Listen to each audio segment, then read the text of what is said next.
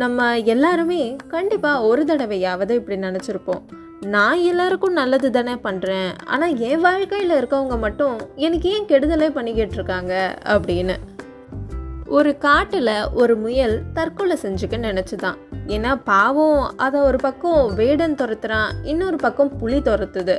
எல்லா பக்கமும் எதிரிகள் தான் இருக்காங்க, இதுக்கப்புறம் நான் வாழ்ந்து என்ன பிரயோஜனம் அப்படின்னு தற்கொலை செஞ்சுக்க முடிவு பண்ணி குளத்தில் குதிக்க போச்சான். அப்போது அங்கே இருந்த தவளை முயல் வேகமாக ஓடி வர்றதை பார்த்துட்டு பயந்து தாவி ஒளிஞ்சுதான்.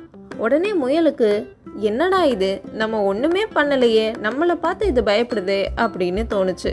முயலுக்கு அப்போதான் ஒரு விஷயம் புரிஞ்சுது.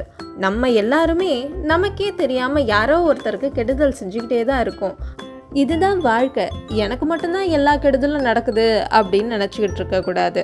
இதை புரிஞ்சுக்கிட்ட முயல் தற்கொலை முயற்சியை கைவிட்டுட்டு தைரியமாக வாழ ஆரம்பிச்சது.